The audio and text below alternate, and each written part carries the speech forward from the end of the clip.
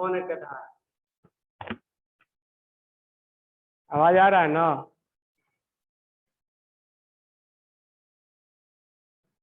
तो now will start.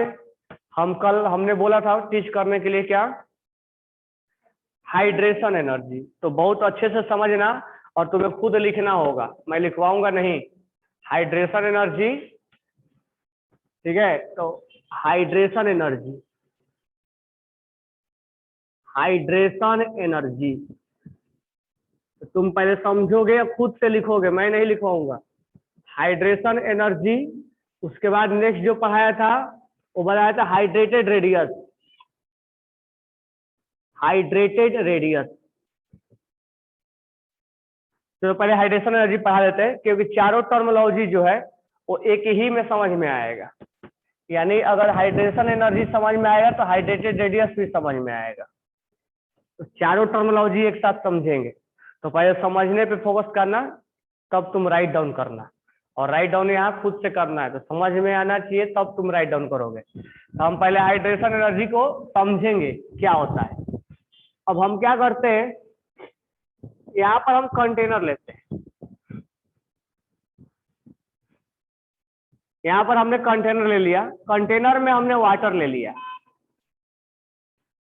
अब इसके अंदर हम LiCl को डिजोल्व कर रहे हैं। लिथियम क्लोराइड को हम इस कंटेनर में डिजोल्व कर रहे हैं। अब हम एक दूसरा कंटेनर लेते हैं। अब इस कंटेनर में हम लिथियम क्लोराइड को सोडियम क्लोराइड को डिजोल्व करते हैं। ये वाटर है, लिथियम क्लोराइड सोडियम क्लोराइड को हम डिजोल्व कर रहे हैं। एक और कंटेनर लेते हैं, इस कंटेनर में हम यहाँ वाटर लेते हैं और किसको डिजोल्व करेंगे?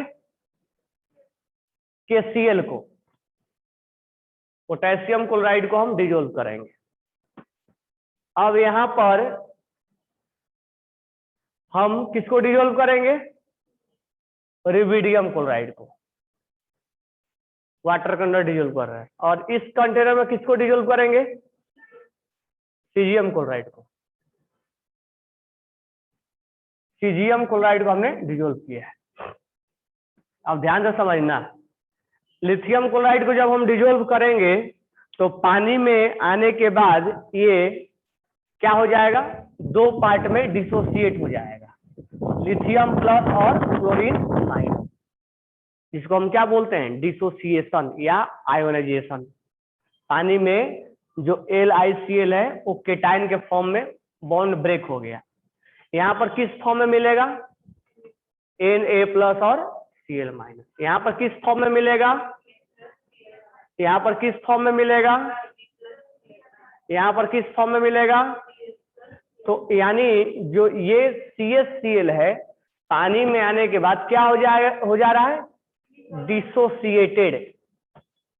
डिजोल्व तो ही हो रहा है, डिसोसिएट हो रहा है। यानी आयंस में ब्रेक करने को हम क्या बोलते हैं? डिसोसिएटेड। यानी break into ions, break into ions is known as dissociation या आयोनाइजेशन बोलते हैं। तो जो कंपाउंड जो पहले LiCl था, पानी में डालने के बाद डिसोसिएट हो गया। यहां तक किसी को प्रॉब्लम नहीं होना चाहिए।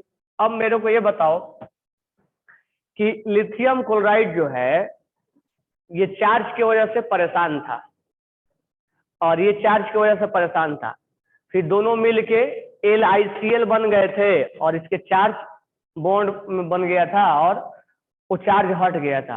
तो ये LiCl बन के स्टेबल हो गए थे।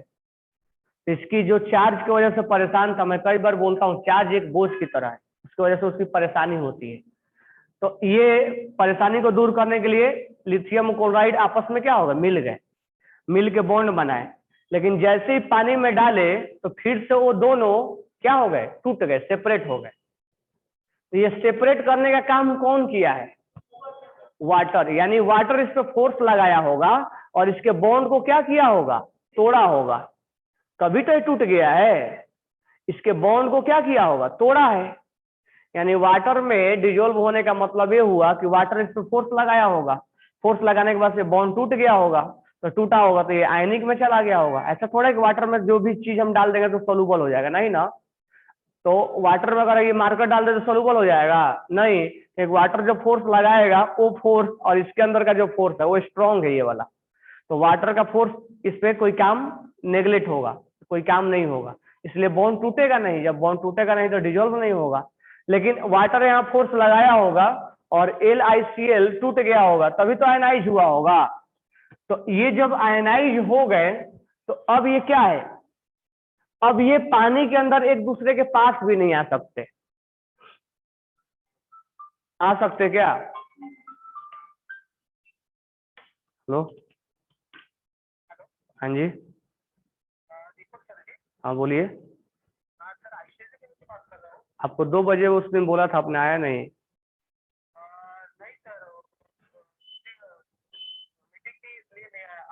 ठीक है, हाँ आज आप 3 o'clock आइएगा। मैं एड्रेस 1 o'clock, अभी लेक्चर में हूँ, लेक्चर के बाद मैं आपको सेंड करता हूँ, इस नंबर पे टेक्स्ट करता आपको। ठीक है, ओके।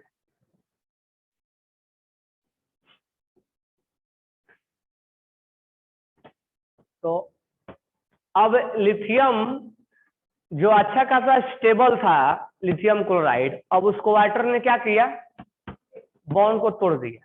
तो फिर से वो क्या हो गए, आयनिक फॉर्म में हो गए। अब दोनों को हम बोलते हैं कि केटाइन और एनाइन एक दूसरे को अट्रैक्ट करते हैं, तो इनको जुड़ जाना चाहिए, लेकिन वाटर जुड़ने भी नहीं देता इनको, यानी तोड़ भी दिया और जुड़ने भी नहीं दिया, दे रहा है। नहीं तो जुड़ के फिर क्या बन जाता, LiCl बन जाता, लेकिन उसको जुड़ने भी नहीं दे रहा है, दोनों को एक दूसरे के पास आने भी नहीं दे रहा है। अगर पास आ जाता दोनों तो ये दोनों का फिर से LiCl बन जाता। तो तोड़ भी दिया और जुड़ने भी नहीं दे रहा है, ये सब काम कौन कर रहा है, वाटर। अब जो अच्छा खासा लिथियम यहाँ स्टेबल था, अब यहाँ पर ये लिथियम क्या हो चुका है, क्या हो चुका है, क्यों अनस्टेबल हो चुका है बताओ? क्योंकि अब चार्ज जो पहले कंपाउंड में था, वो कंपाउंड में चार्ज नहीं था उसके पास, अब वो पानी में आने के बाद केटाइन बन गया। और हम जानते हैं कि केटाइन क्या होता है, अनस्टेबल होता है। तो पहले स्टेबल था, अब क्या है, तो इस लिथियम क्लोराइड में ये चार्ज नहीं था, क्योंकि चार्ज एक दूसरे को कैंसिल आउट किए थे, कैंसिल आउट करके बॉन्ड बनाए थे, लेकिन फिर से दोनों अलग अलग हो गए तो फिर से वो चार्ज डेवलप हो जाएगा, तो ये अनस्टेबल हो जाएगा। तो यहाँ पर क्लोरीन भी क्या हो जाएगा, अनस्टेबल होगा कि नहीं होगा। और ये अनस्टेबल बनाने का काम कौन किया, वाटर, क्योंकि अच्छा खासा ये बॉन्ड बनाए थे ना NaCl, चार्ज कैंसिल हो गया था ना। जब NaCl बॉन्ड बनाए थे तो चार्ज कैंसिल हो गया था ना, तो वहां NaCl क्या है, स्टेबल है। अब क्या है, अब ये अनस्टेबल है, क्योंकि पानी में आने के बाद ये केटाइन सेपरेट हो गया है, और केटाइन सेपरेट होने के बाद ये क्या हो गया, अनस्टेबल हो गया। तो ये सब काम अनस्टेबल होने के लिए कौन कौन किया, वाटर ने किया, वाटर ने ही तोड़ा और वाटर ने इसको अनस्टेबल बनाया। अब वाटर ही बोलेगा कि हम तुम्हें स्टेबल बनाते हैं। तो ध्यान से समझना, मैं तुम्हें कई बार इस बात को डिस्कस किया था इलेक्ट्रोनेगेटिविटी में, याद होगा तुम्हें, क्या डिस्कस किया था कि वाटर जो होता है, वाटर के पास ऐसे बॉन्ड बनता है। और मुझे बताओ कि ऑक्सीजन में और हाइड्रोजन में इलेक्ट्रोनेगेटिविटी किसका ज्यादा है, ऑक्सीजन का ज्यादा है या हाइड्रोजन का, ऑक्सीजन का।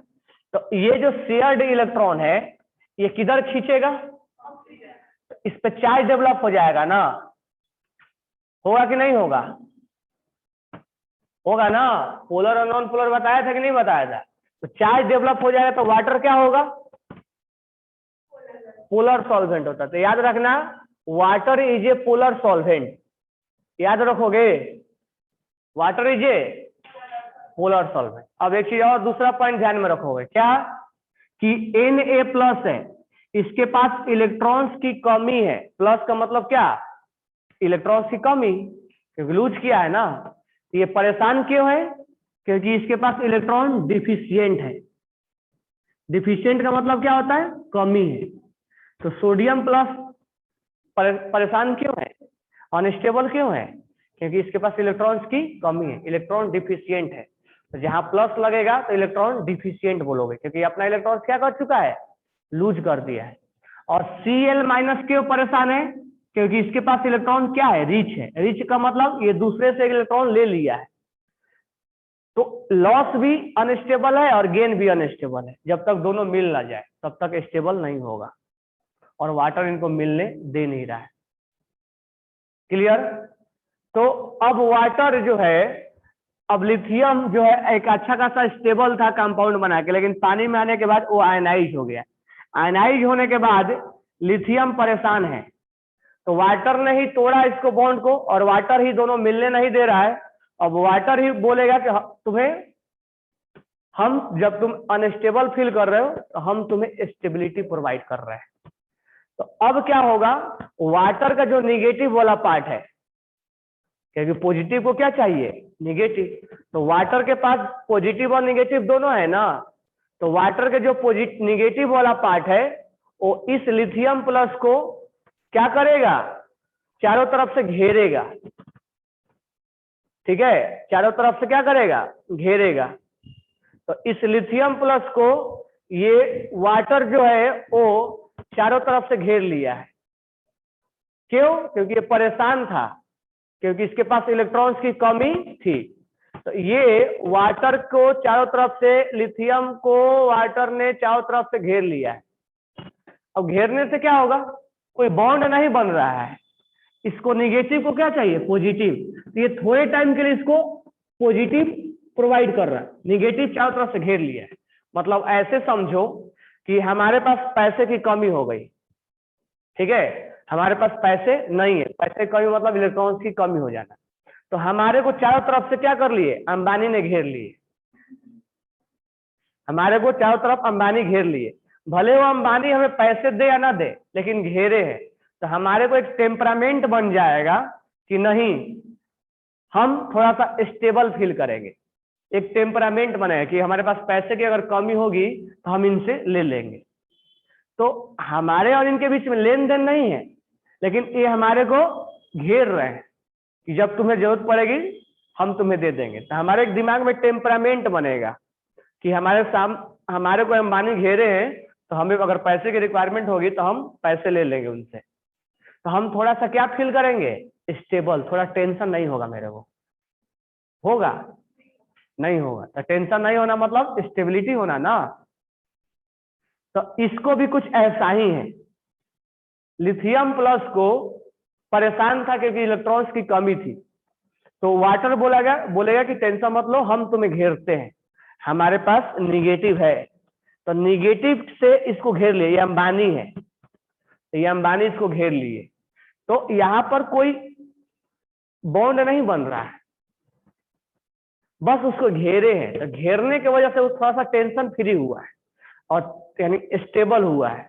और इसके वजह से ये जब कोई चीज स्टेबल में आता है तो क्या होता है, एनर्जी क्या होता है, एनर्जी रिलीज होता है। कई बार बताया हूं, कोई भी चीज अनस्टेबल से जब स्टेबल में आता है तो एनर्जी रिलीज होता है। बताया था नहीं, बता पीरियोडिक टेबल में, when we go unstable to stable then energy will be released। तो ये थोड़ा सा अगर स्टेबिलिटी आता है तो ये एनर्जी क्या कर देगा, एनर्जी रिलीज करेगा। और इसी समझ में आया ना क्यों रिलीज करेगा, क्योंकि पहले अनस्टेबल था, वो वाटर घेरे, तो वाटर घेरेगा तो क्या फील करेगा अपने आप को, स्टेबल। तो अनस्टेबल था, अब अनस्टेबल से क्या आ गया, स्टेबल। तो एनर्जी क्या होगा, रिलीज। और इस रिलीज एनर्जी को हम बोलते हैं hydration energy. That release energy is called hydration energy. क्या क्या समझ में आया, ये एनर्जी रिलीज होगा। तब ये मत सोचना कि सर NaCl को पानी में डिजोल्व करेंगे और एनर्जी जब रिलीज होगा तो फिर हाथ डालेंगे तो जल जाएगा, उसमें हाथ जल जाएगा क्या। NaCl को अगर ये हीट रिलीज करेगा तो NaCl को पानी में डिजोल्व करोगे तो हाथ डालोगे तो जलने लगेगा, चलेगा। शरबत बनाते हो तो जलने लगता है। तो ये उतना हीट नहीं होता है कि वो उसको हीट ज्यादा हो, तुम हाथ डालो कि NaCl को डिजोल्व करेंगे तो हीट तो रिलीज होता है, तो पानी गर्म हो जाना चाहिए। तो उतना ज्यादा रिलीज नहीं होता है कि पानी को हीट कर दो। ये समझ में आया? तो direct release energy is called, तो कौन मुझे डिफाइन करेगा इसका हाइड्रेशन एनर्जी को? How to define hydration energy? First हम डिफिनेशन पढ़ेंगे, देन हम कंपेयर पढ़ेंगे। तो डिफाइन करो हाइड्रेशन एनर्जी किसको बोलते हैं, क्योंकि मैंने बोला है तुम्हें खुद लिखने के लिए, मैं तो लिखवाऊंगा नहीं, मैं लिखवाने वाला नहीं हूँ। तुम्हें खुद डिफाइन करना है, खुद लिखना है, क्योंकि मेरे को लिखवाने से क्या फायदा जब तुम खुद से नहीं लिख पा रहे हो, नहीं समझ पा रहे हो, तो मेरे को लिखवाने को क्या फायदा? खुद से लिखो, खुद समझो, मैं समझाऊंगा, तुम्हें खुद लिखना पड़ेगा। वो ज्यादा लॉन्ग टाइम तक वो दिमाग में याद रहेगा।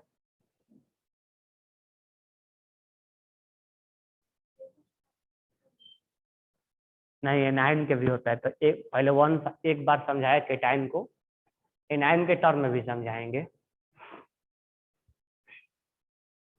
How to define hydration energy? When ionic compound dissolve in water, then it dissociate into cation and anion, where cation is feel unstable, then water is surrounded towards anion and it feel stable. That's why energy will release. That release energy is called. बस काम खत्म। ये कौन कौन है ऐसा जो Google से टाइप करके भेजता है? तुम लोग जो भेजते हो, क्या मुझे नहीं लगता है कि तुम अपने से डिफाइन कर रहे हो, कि गूगल से टाइप करके डिफाइन कर रहे हो? डिफिनेशन से समझ में नहीं आता है क्या? है ये क्या क्या प्रूव करना चाहते हो कि हम बहुत एक्सीलेंट है? वो तुम्हारा मार्क्स बताएगा। ये जो तुम डिफाइन करके भेजते हो, और डिफिनेशन नहीं रहेगा कि तुम अपने से लिख के भेज रहे हो कि गूगल से लिख के भेज रहे हो।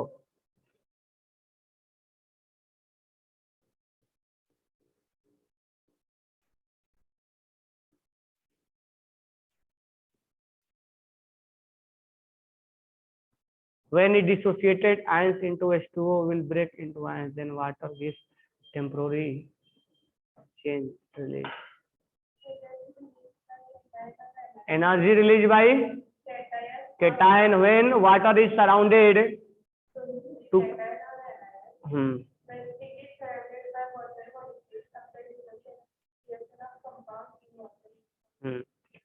those release energy is called hydration energy.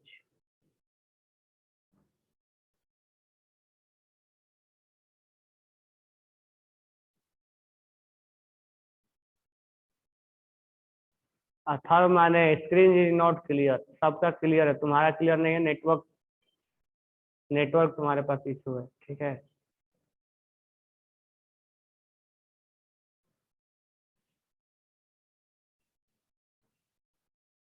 सबने लिख लिया डिफिनेशन?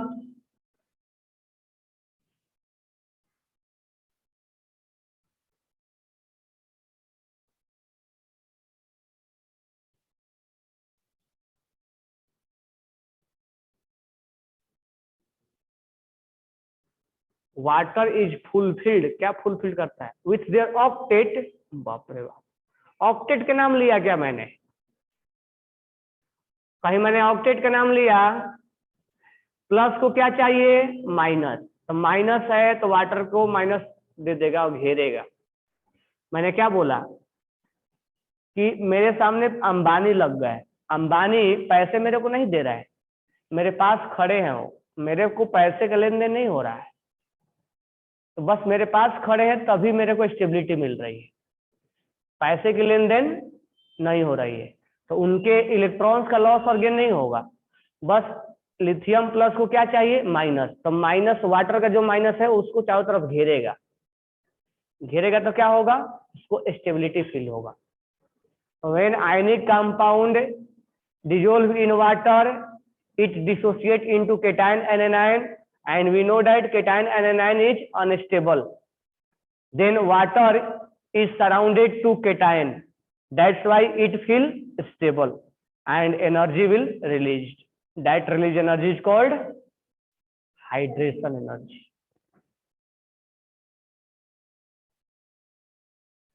तुम मराठी में भी लिख सकते हो, कोई प्रॉब्लम नहीं है, बरोबर है क्या? समझना इंपॉर्टेंट है, यहाँ पर लिखने की जरूरत नहीं है, समझना इंपॉर्टेंट है और क्वेश्चंस बनाना इंपॉर्टेंट है। यानी कि डिफिनेशन तुमसे नहीं पूछा जाएगा कि बताओ 10 पन्ना का डिफिनेशन लिखो, क्या पूछा जाएगा? हाइड्रेशन एनर्जी एक्सोथर्मिक होता है कि एंडोथर्मिक, क्या होता है, ये पूछा जाएगा। एनर्जी रिलीज, तो रिलीज एनर्जी को क्या बोलते हैं? तो ये पूछेगा तुमसे, तो तुम पढ़ते कुछ और क्वेश्चन कुछ और पूछता है। चीजें सोचना है कि क्या पूछ रहा है हमसे। तो हाइड्रेशन एनर्जी इज एक्सोथर्मिक, ठीक है। अब ये पांचों डायग्राम बना लो। तुम बोलो, ये मत बोलना कि सर डायग्राम भी बनाना है क्या, पांचों डायग्राम बना लो और मैं फिर कंपेयर करवाता हूँ। तो हाइड्रेशन एनर्जी का मीनिंग हो गया। Now next heading is how to compare hydration energy. अब देखो यहाँ पे ध्यान से समझना। अब मैं ये लिथियम को बीच वाला गायब करता हूँ, डायरेक्ट सीजियम पे आता हूँ। अब सीजियम प्लस को भी क्या होगा, वाटर घेरेंगे। सीजियम प्लस को भी वाटर क्या करेगा, घेरेगा, घेरेगा ना, घेरेगा कि नहीं? सीजियम प्लस को भी वाटर क्या करेगा, घेरेगा। तो यहां भी एनर्जी रिलीज होगा कि नहीं होगा? यहां भी रिलीज हुआ और यहां भी रिलीज हुआ। तो अब हम यहां से कंपेयर करेंगे कि यहाँ पर एनर्जी ज्यादा रिलीज हो रहा है। तो इससे पहले कि कंपेयर करें, तुम डायग्राम पहले बना लो और हेडिंग पहले लिख लो, कंपैरिजन ऑफ हाइड्रेशन एनर्जी। हाँ, डायग्राम लिखो, डायग्राम निकालो, हेडिंग लिखो, comparison of hydration energy, comparison of hydration energy.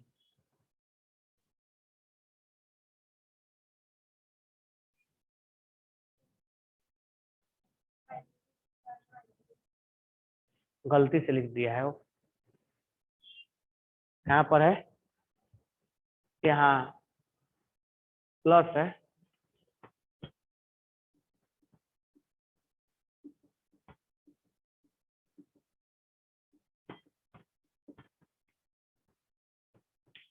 किसको किसको नहीं समझ में आया हाइड्रेशन एनर्जी का डेफिनेशन?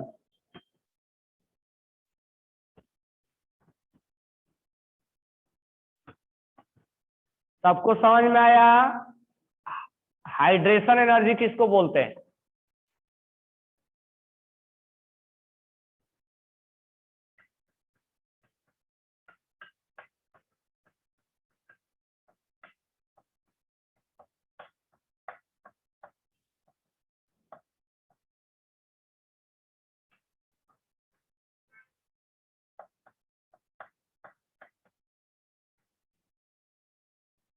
तुम लोग को समझ में आ गया?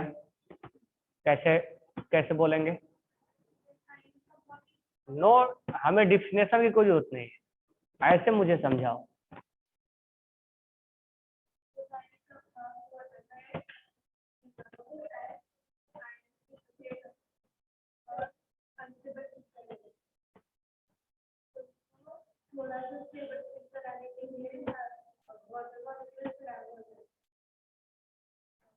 तो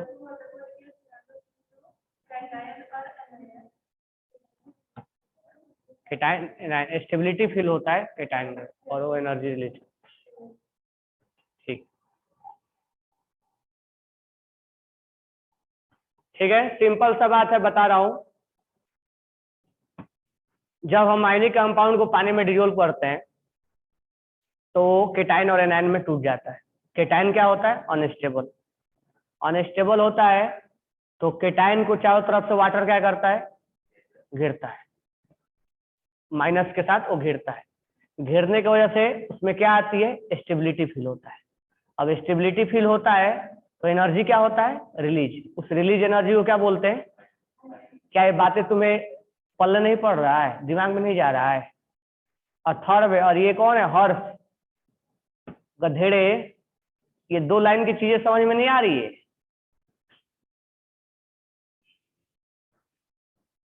तो क्या साइंस पढ़ोगे तुम लोग? एग्जाम्पल से समझाया, अंबानी के एग्जाम्पल से समझाया। अब क्या टाटा टाटा के नाम लेके समझाया क्या? ये बातें नहीं क्लियर के दिमाग में बैठ रहा है कि जब आयनिक कंपाउंड को पानी में डिसॉल्व किया जाएगा तो ये आयनाइज हो जाएगा, केटाइन और एनाइन अलग अलग हो जाएंगे, और केटाइन अनस्टेबल होता है, और अनस्टेबल को वाटर क्या करेगा? घेरेगा। क्यों घेरेगा? क्योंकि वाटर क्या होता है? पोलर। वाटर क्या होता है? पोलर। तो केटाइन को घेरेगा तो केटाइन में क्या आएगी? स्टेबिलिटी आएगी, और स्टेबिलिटी जब आती है तो एनर्जी क्या होता है? रिलीज होता है। उस रिलीज एनर्जी को क्या बोलते हैं? ये दिमाग में नहीं बैठ रहा है क्या?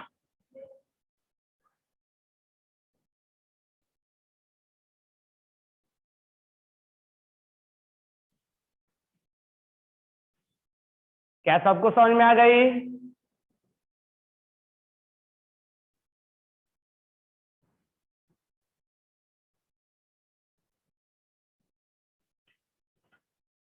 चलो लिख के बताओ मेरे को क्या होता है hydration energy.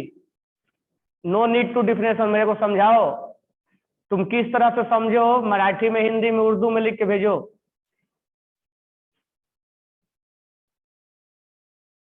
Definition is not important, important is how to you understand.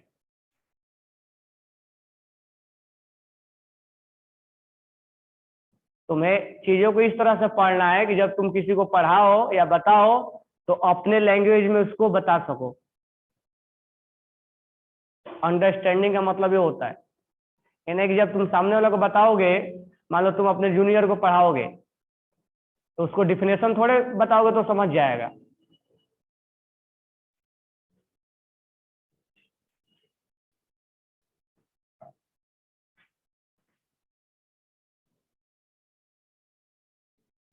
क्या होता है? गंभीर बताओ।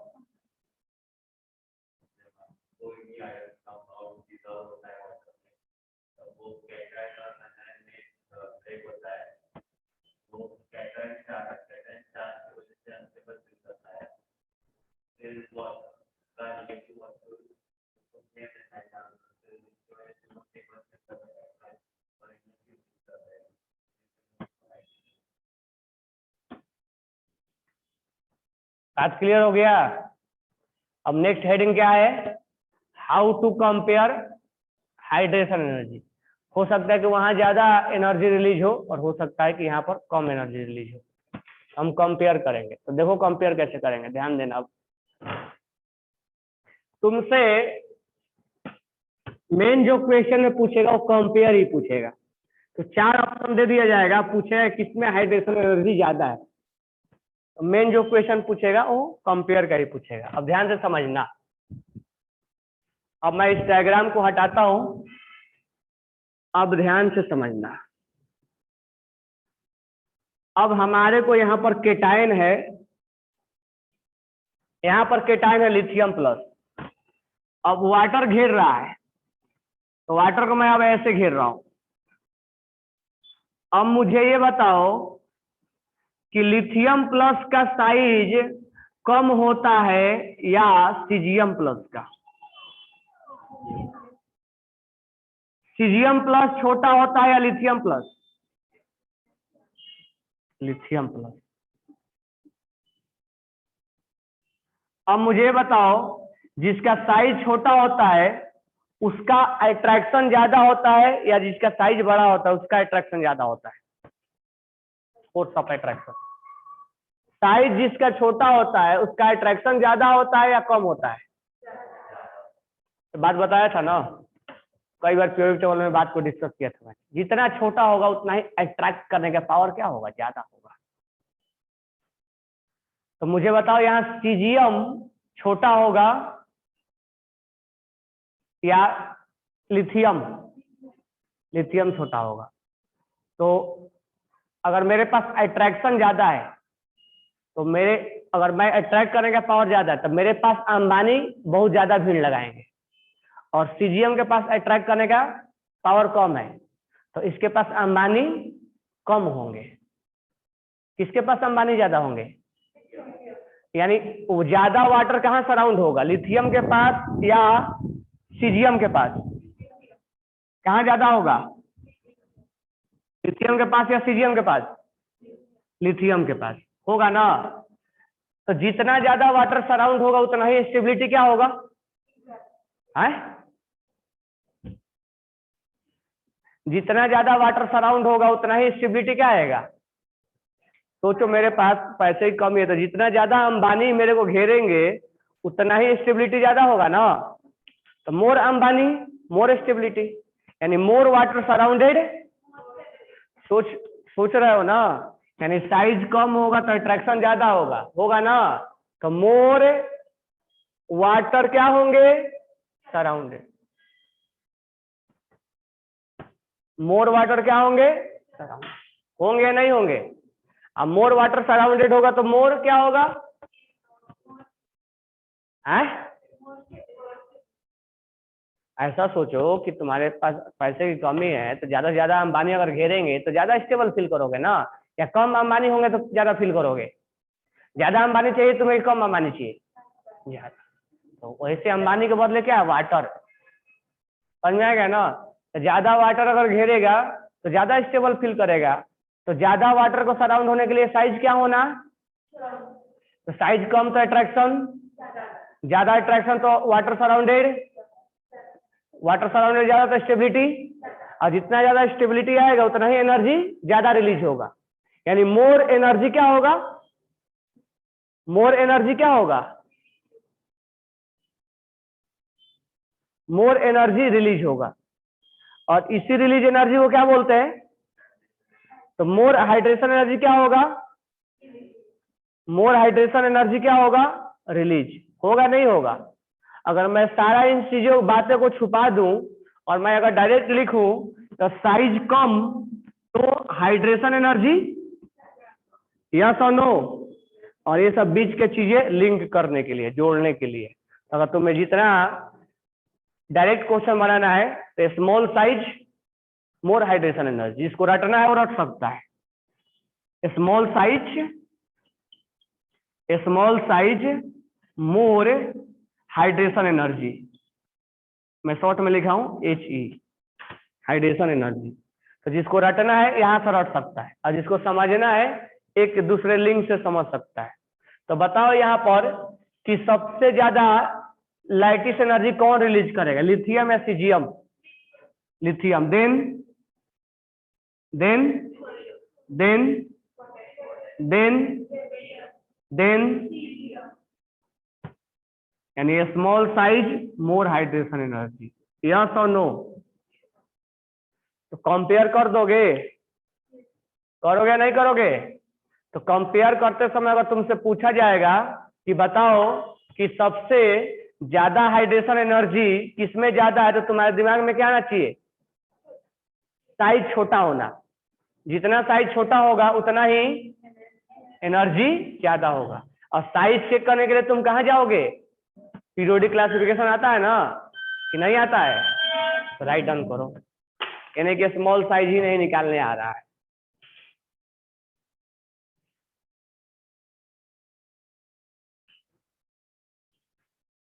तो मुझे बताओ साइज छोटा होगा तो अट्रैक्शन क्या होगा? सोच सोच के बताना है, रट के नहीं बताना है। रट के बताओगे तो नहीं आएगा, सोचो, सोच रहे हो? यानी कि रट के बताओगे साइज छोटा, आप पता नहीं क्या। सोचो छोटा साइज है तो अट्रैक्शन क्या होगा ज्यादा, अट्रैक्शन ज्यादा होगा तो मोर वाटर सराउंड होंगे या लेस वाटर सराउंड होंगे? मोर वाटर सराउंड होंगे तो मोर स्टेबिलिटी होगा या लेस स्टेबिलिटी होगा? मोर स्टेबिलिटी होगा तो मोर एनर्जी लॉस होगा या लेस एनर्जी लॉस होगा है? मोर एनर्जी लॉस होगा। तो मोर एनर्जी लॉस होगा तो हाइड्रेशन एनर्जी क्या होगा मोर, यानी small size more hydration energy.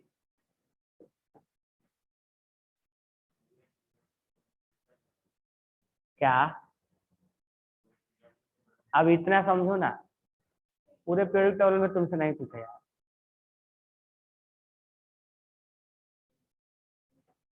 ऐसे नहीं पूछा जाता है कि पूरे पीरियड टेबल में किसका ज्यादा होगा, वो कंपाउंड दे के पूछा जाएगा, बरोबर क्या? कंपाउंड नहीं देगा तो कैसे पूछेंगे, आयनिक कंपाउंड दिया जाएगा ना जी। चलो केटाइन थोड़े चेक करेंगे, जब तक आयनिक कंपाउंड नहीं दिया था कैसे बताएंगे? क्या? हाँ, ये आयनिक कंपाउंड ही पढ़ रहे हैं ना, आयनिक ही पढ़ रहे हैं ना। आयनिक के बारे में ही हम केवल जानकारी करेंगे, आयनिक कंपाउंड के बारे में ही जानेंगे। This one is only for defined for ionic compound.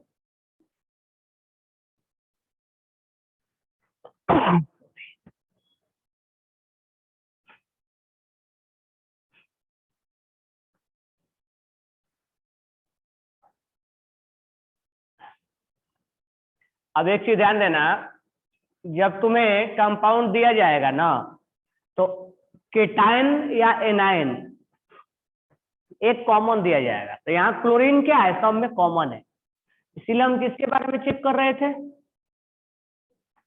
Cation के बारे में। ऐसा नहीं होगा कि मिक्स देगा, तो मिक्स देगा तो लॉजिक नहीं लगा पाएंगे ना, या तो केटाइन उसको सेम देना पड़ेगा या तो एनाइन सेम देना पड़ेगा। बात क्लियर हो गया? कोई डाउट है? चलो आगे बढ़ते हैं। अब मान लो हमें अब LiCl को हटा के और इन कंपाउंड को हटा के हमसे अब ये एग्जाम्पल में मान लो हमें दे दिया गया, ध्यान से समझना। अब यहाँ पर हमने कंपाउंड को चेंज कर दिया और यहाँ पर सबका दे दिया गया NaCl, सॉरी यहाँ NaF है, और यहाँ दे दिया गया NaCl, यहाँ दे दिया गया NaBr, यहाँ दे दिया गया NaI। ठीक है, अब तुम एक चीज देख पा रहे हो कि यहाँ जो केटाइन जो है वो क्या है, कॉमन है या नहीं है? तो केटाइन इस केस में कॉमन है। तो जब भी आपसे पूछा जाएगा, क्योंकि डेटा नहीं है ना, हम आइडियोलॉजी लगा रहे हैं, आइडिया लगा रहे हैं, तो हमें खिचड़ी बना के नहीं देगा। अगर खिचड़ी दे दिया जाएगा तो तुम बता पाओगे कि वरण है कि भात है कि भाजी है? नहीं ना, तो उसको एक चीज कॉमन देना पड़ेगा, नहीं तो हम आइडिया कैसे लगा पाएंगे। इससे पहले वाला क्वेश्चन में एनाइन कॉमन था, क्लोरीन कॉमन था, यहाँ केटाइन कॉमन है। तो अब हमारे को यहाँ फ्लोरीन आया, फ्लोरीन परेशान है, क्लोरीन भी परेशान है, ब्रोमीन भी परेशान है, और यहाँ पर आयोडीन परेशान है। तो जैसा केटाइन था वैसा ही एनाइन के बारे में सोचेंगे, एनाइन भी परेशान है, तो जैसा केटाइन है वैसा ही एनाइन के बारे में सोचेंगे। अब एनाइन को ये माइनस परेशान है तो इसको वाटर घेरेगा, लेकिन इस बार जो वाटर घेरेगा ना, तो वाटर का जो ये हाइड्रोजन वाला माउथ होगा वो इसके तरफ होगा। ठीक है, यहाँ पर ये इसको इस तरह से घेरेगा, क्योंकि इस पे क्या है, पार्शियल पॉजिटिव है। समझ पा रहे हो ना, कि इसको तरफ घेरेगा, क्योंकि निगेटिव नहीं हो सकता है ना, निगेटिव के तरफ। निगेटिव निगेटिव में क्या होगा, रिपल्सन। तो निगेटिव और पॉजिटिव में क्या होगा, अट्रैक्शन।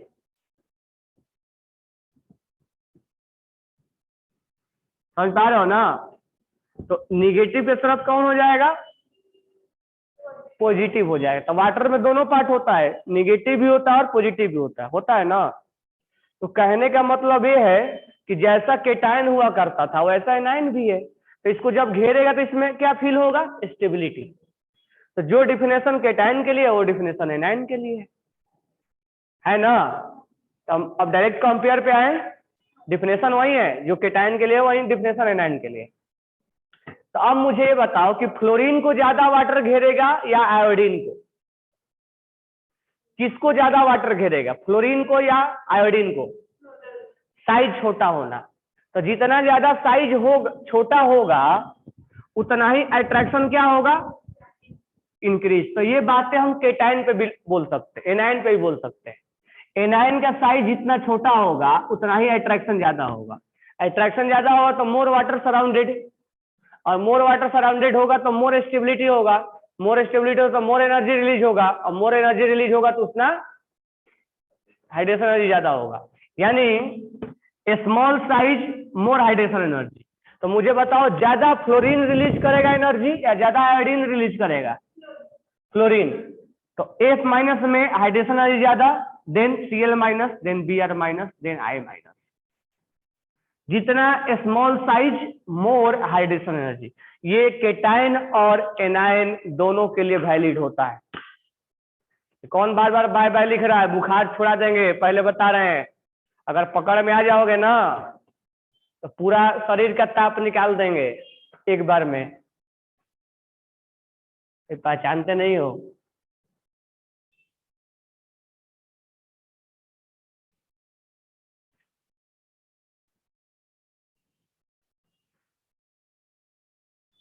तो फ्लोरीन और केटाइन और एनायन के केस में, दोनों ही केस में क्या होगा? साइज स्मॉल होगा। जितना स्मॉल साइज होगा उतना ही हाइड्रेशन एनर्जी ज्यादा होगा। ये बात क्लियर हो गया? तो तुमसे क्वेश्चन में कैसे पूछा जाएगा? 4 कंपाउंड दे दिया जाएगा, बोला जाएगा कि हाइड्रेशन एनर्जी किसका ज्यादा होगा। तो केटाइन जब चेक करोगे तो एनाइन कॉमन मिलेगा, और एनाइन चेक करोगे तो केटाइन कॉमन मिलेगा। कहीं मिक्सिंग क्वेश्चन नहीं होगा, क्योंकि हमारे पास डेटा नहीं है, हम ऐसे क्वेश्चन को बना भी नहीं पाएंगे। समझ में आ गया? तो उसके लिए हमें क्या करना पड़ेगा? तो उसके लिए हमें केटाइन और एनाइन को साइज चेक करना पड़ेगा। तो जितना केटाइन और एनाइन जितना छोटा साइज होगा उतना ही उसका हाइड्रेशन एनर्जी ज्यादा होगा। तो ये बात ध्यान में रखोगे, कंपेयर करने के लिए पूछा जाएगा। अब हम नेक्स्ट पॉइंट पे आते हैं, हाइड्रेटेड रेडियस। इसको ध्यान से समझना, हाइड्रेटेड रेडियस किसको बोला जाता है? ओके ना? तो हम यहाँ हाइड्रेटेड रेडियस को डिफाइन कर रहे हैं। तो बहुत सिंपल सा डिफिनेशन है हाइड्रेटेड रेडियस का। तो यहाँ डिफिनेशन से ज्यादा इंपॉर्टेंट है कंपेयर करना। अब चलो मैं इसको हटा दे रहा हूं। तो नेक्स्ट हेडिंग राइट डाउन करना, hydrated radius. Hydrated radius. So now we have to define hydrated radius.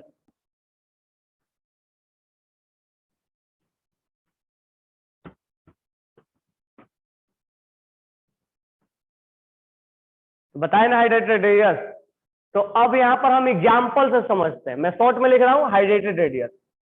Lithium plus है, लिथियम प्लस है, सोडियम प्लस है, पोटेशियम प्लस है, पोटेशियम प्लस है, और सीजियम प्लस है। बीच में और भी है, रिविडियम भी है। तो मुझे बताओ वाटर किसको ज्यादा सराउंड करेंगे, लिथियम को या सीजियम को? किसको ज्यादा सराउंड करेंगे बताओ? लिथियम को या सीजियम को? किसको सराउंड करेंगे? और सीजियम में वाटर का सराउंडेड क्या होगा? ये जिलेबी नहीं है। तो वाटर किस में ज्यादा सराउंड होंगे? अब यहां पर हम डिफाइन करते हैं हाइड्रेटेड रेडियस। तो रेडियस तो हम नॉर्मली क्या डिफाइन करते हैं कि न्यूक्लियस से और outer valence electron valence shell के डिस्टेंस को क्या बोलते हैं, लेकिन हम हाइड्रेटेड रेडियस बोलते हैं यहां से जहां तक वाटर इसको घेरा है, इस रेडियस को हम बोलते हैं अभी समय खड़ा हो गया, मेरे तरफ से भीड़ लग गई, तो हम जहां तक भीड़ को जुटाए हैं वहां तक के रेडियस को क्या बोलेंगे? Hydrated radius. तो जो जितना भीड़ जुटा रहा है, मेला जुटा रहा है, जितना वाटर सराउंडेड हो गए, जो जितना मेला लगाएगा उतना ही उसका रेडियस क्या होगा? ज्यादा। तो इसमें स्मॉल स्मॉल केटायन, एनायन के लिए भी वही होगा, small cation large hydrated radius. ये रेडियस कम होगा और ये रेडियस ज्यादा होगा, हाइड्रेटेड रेडियस। अब एक चीज ध्यान देना, अगर हम नॉर्मल बात करते हैं तो हम बोलते हैं कि टॉप टू बॉटम रेडियस क्या होता है? इंक्रीज होता है। तो लिथियम से बड़ा सोडियम होगा, सोडियम से बड़ा पोटेशियम होगा, पोटेशियम से बड़ा रिविडियम होगा, रिविडियम से बड़ा सीजियम होगा। लेकिन ये जो रेडियस होता है ये गैसीय स्टेज में होता है, और यहां पर हम किसके बात कर रहे हैं? हाइड्रेटेड रेडियस, वाटर के अंदर बात कर रहे हैं। तो वाटर के अंदर अगर हम बात करेंगे तो किसका साइज ज्यादा होगा? लिथियम प्लस, यहां लिखा रहेगा एक्वस, मतलब वाटर के अंदर। तो लिथियम इज लार्जर देन, समझ में आ रहा है ना? जितना छोटा होगा उतना ही वाटर ज्यादा सराउंड होंगे। तो ये जो तुम अभी तक बनाते आ रहे हो वो किस फेज में था? गैसीय फेज में। अब अगर आपसे क्वेश्चन में पूछा जाएगा तो आप क्या बोलोगे कि जितना छोटा साइज होगा उतना ही रेडियस क्या होगा? ज्यादा होगा। होगा ना? जस्ट इसके उल्टा होगा, हाइड्रेटेड रेडियस गैसियस। तो आपसे क्वेश्चन में कैसे पूछेगा? तो लिख के देगा हाइड्रेटेड रेडियस। नॉर्मल में रेडियस अगर निकाला तो लिख के नहीं देता हाइड्रेटेड, लेकिन जब उसको हाइड्रेटेड रेडियस पूछना होगा तो लिख के देगा, या एक्वस लिख देगा। तो एक्वस मतलब वाटर के अंदर हम बात कर रहे हैं। तो याद रखना, जिसका साइज कम होता है उसका हाइड्रेटेड रेडियस ज्यादा होता है। यस और नो?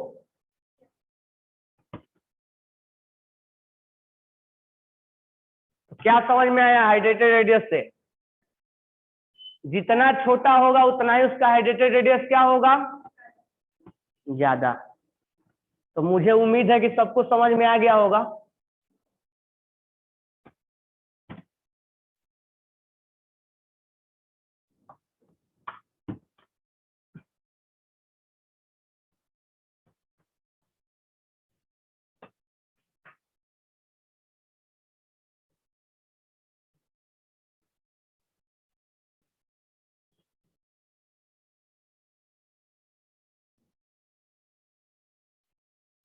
डिफिनेशन क्या लिखोगे? Centre to distance from surrounded water molecules, distance from centre to surrounded molecule.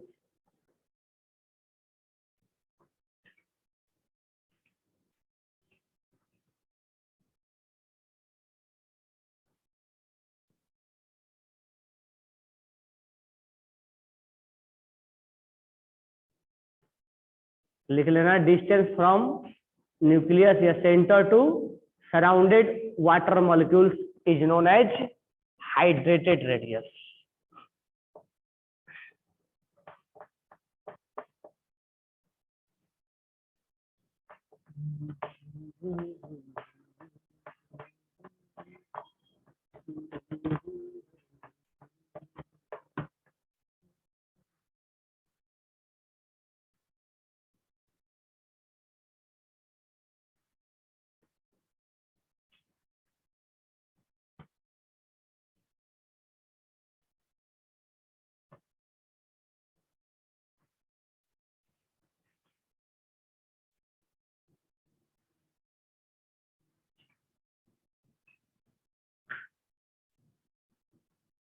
ये बातें क्लियर हो गया?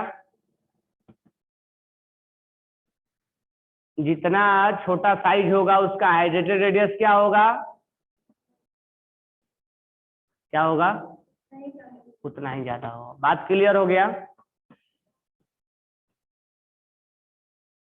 तो साइज छोटा होगा तो हाइड्रेटेड रेडियस भी ज्यादा होगा, और हाइड्रेटेड रेडियस भी ज्यादा होगा। यस और नो? तो स्मॉल साइज, अब तुम फाइनल कंक्लूजन लिख लोगे।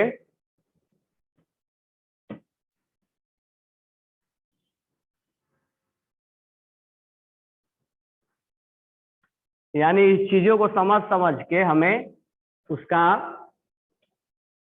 समराइज भी करना है कि अगर अगर साइज कम हुआ तो हाइड्रेशन एनर्जी क्या होगा?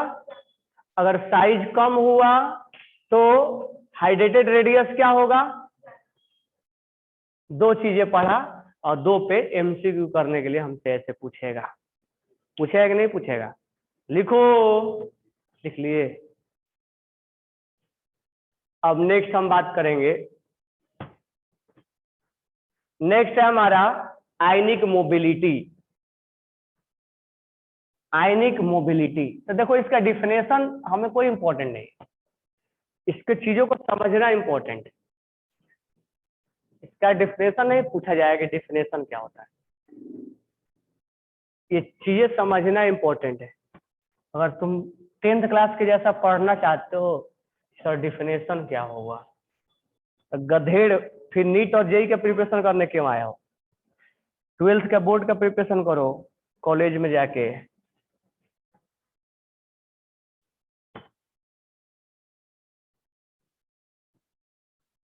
अब ध्यान देना, तीसरा जो टर्म है वो है आयनिक मोबिलिटी। आयनिक मोबिलिटी, आयनिक मोबिलिटी का मतलब होता है, जैसे मान लो हमने पानी लिया और इसमें वाटर में हमने NaCl डिजोल्व कर दिया, Na प्लस Cl माइनस, बहुत सारे Na प्लस होगा ना, Na plus Cl minus, Na plus Cl minus, Na plus Cl minus, ये एक दूसरे इधर उधर घूमेंगे, घूमेंगे नहीं घूमेंगे, इनका ये इधर से उधर ट्रांसफर होते रहेंगे, घूमते रहेंगे, मूवमेंट होगा इसके अंदर। तो movement of ions is known as, हाँ, movement of ions is known as, movement of ions is known as ionic mobility. IM लिख दे रहा हूं। अब हमसे ये मोबिलिटी तो पूछेगा नहीं, हमसे पूछेगा कंपेयर करवाओ लिथियम प्लस में, सोडियम प्लस में, और पोटेशियम प्लस में, रिबिडियम प्लस में, और सीजियम प्लस में, बोलेगा किसका आयनिक मोबिलिटी ज्यादा है। अब ध्यान देना, अब लिथियम को ज्यादा वाटर घेरे हैं या सीजियम को, तो कौन भाग पाएगा? अगर मेरे को ज्यादा लोग घेर ले तो मैं जा पाऊंगा क्या? नहीं ना। यानी जिसके around less water molecule surround होंगे, less water molecule, less water molecules अगर सराउंड होंगे तो वो उसका मोबिलिटी क्या होगा? आसानी से भाग पाएगा ना। अब मान लो इसको बहुत लोग घेर लिए तो उसका मूवमेंट हो पाएगा क्या जल्दी से? तो लिथियम को बहुत घेर लिया है तो लिथियम भाग पाएगा क्या? और इसको कम घेरा है, आसानी से क्या कर लेगा? भागेगा। इसका मतलब ये है कि जिसका साइज ज्यादा होगा, साइज ज्यादा होगा, उसका आयनिक मोबिलिटी भी क्या होगा? यस और नो? तो साइज ज्यादा, साइज ज्यादा तो आयनिक मोबिलिटी भी ज्यादा है। तो बताओ इसमें आयनिक मोबिलिटी किसका ज्यादा है?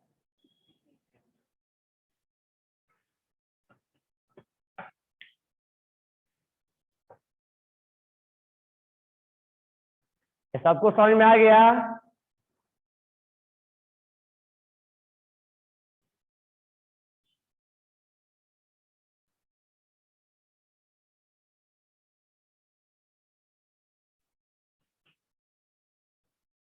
कोई ऐसा जिसको समझ में नहीं आया, जिसके पास दिमाग नहीं है सोचने का किसको घेरेगा किसको भागेगा? तो साइज ज्यादा हो तो वाटर मॉलिक्यूल्स क्या होंगे? कम घेरेंगे। कम घेरेगा तो उसका मूवमेंट क्या होगा? ज्यादा होगा। होगा कि नहीं होगा? सोच पा रहे हो? सांगली के आसपास जू भी है क्या? नहीं ना, है?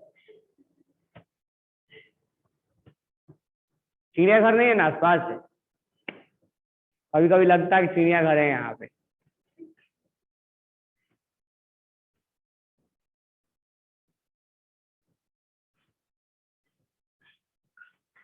बात क्लियर हो गया? अब ध्यान दो अगला। अब हटा दूं ना? नहीं हटाए? लिख लिए?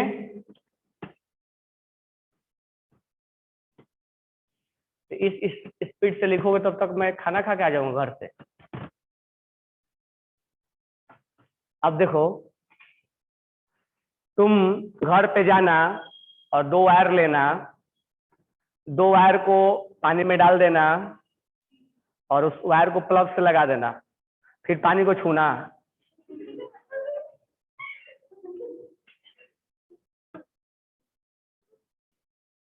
ऐसा काम करना है। अब मुझे बताओ कि जो तुम वायर को पानी में डाले हो, तो वायर में तो करंट फ्लो होता है और वो इलेक्ट्रॉन्स फ्लो करवाता है, और थोड़ा सा अगर तुम उसमें NaCl डाल दोगे तो और करंट फ्लो करवाएगा। तो इस वायर और इस वायर के बीच में जो सर्किट क्लोज हो रहा है, वो सर्किट कौन क्लोज हो रहा करेगा? आयंस। आयंस जो NaCl है। यहाँ तो इलेक्ट्रॉन्स सर्किट को क्लोज कर रहे हैं ना, इलेक्ट्रॉन्स चार्ज को कैरी करते हैं, लेकिन वाटर के बीच में 2 वायर के बीच, ये 2 वायर के बीच में कनेक्शन नहीं है ना, तो इसके बीच में क्या है? सॉल्यूशन है, आयंस है, NaCl है, Na+ और Cl-। ये भागते हैं, ये दोनों वायर की तरफ Na+ और Cl- का मूवमेंट होता है, और मूवमेंट होने की वजह से वो सर्किट को क्लोज करते हैं और वो चार्ज को कैरी करते हैं। इसको बोलते हैं कंडक्टिविटी। कंडक्टिविटी समझ में आया? क्या समझ में आया? कि 2 वायर के बीच में सॉल्यूशन के अंदर सर्किट को क्लोज करने का काम, यानी करंट को फ्लो करवाने का काम कौन करता है? आयन। तो तुम अगर चाहते हो कि ज्यादा से ज्यादा करंट फ्लो हो, तो क्या चाहोगे? आयंस जल्दी जल्दी भागे या देर देर से भागे? जल्दी जल्दी भागे। यानी जल्दी जल्दी भागने का मतलब मोबिलिटी क्या होना? ज्यादा होना या कम होना? ज्यादा होना। यानी ज्यादा कंडक्टिविटी होने के लिए, करंट ज्यादा फ्लो करने के लिए, तो जो हमारा चौथा जो टर्म है कंडक्टिविटी, कंडक्टिविटी ज्यादा होने के लिए बताओ आयनिक मोबिलिटी क्या होना? आयनिक मोबिलिटी ज्यादा होना। होना है नहीं ज्यादा? जल्दी जल्दी भागेगा तो जल्दी जल्दी करंट फ्लो होगा। और आयनिक मोबिलिटी ज्यादा होने के लिए साइज क्या होना? यानी साइज ज्यादा होगा तो कंडक्टिविटी क्या होगा? साइज ज्यादा होगा तो कंडक्टिविटी ज्यादा होगा। क्वेश्चन में पूछेगा कि लिथियम और Cgm+ में जल्दी जल्दी करंट कौन फ्लो करवाता है?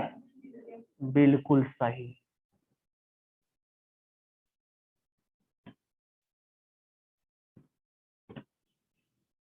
क्या ये बातें समझ में आई? कंडक्टिविटी,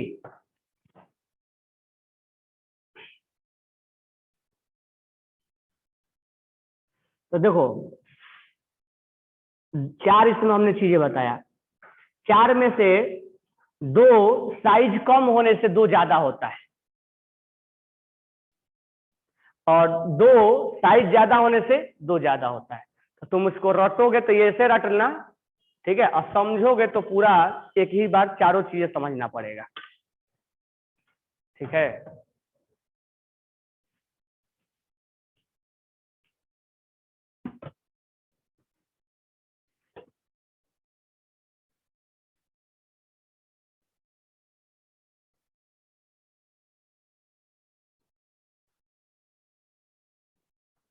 तो एक बार चारों टर्मिनोलॉजी समझ लो, समझ में आया कि नहीं आया?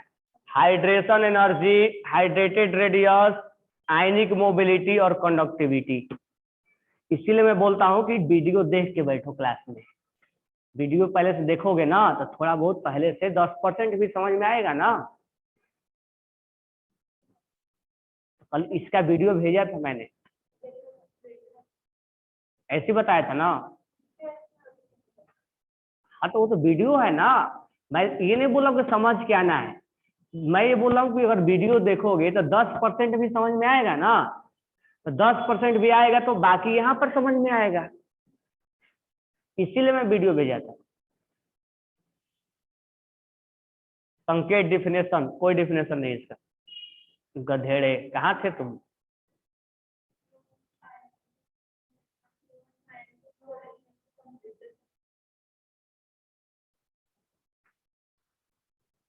कुछ कुछ गधा है इसमें।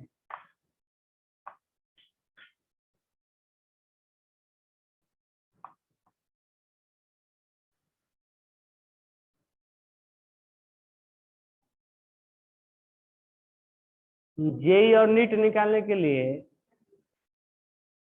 उस तरह से पढ़ना भी पड़ता है ना। ये 10th का बोर्ड थोड़े है कि लिखवा दिए रट लिए वहीं 5 क्वेश्चन आएगा।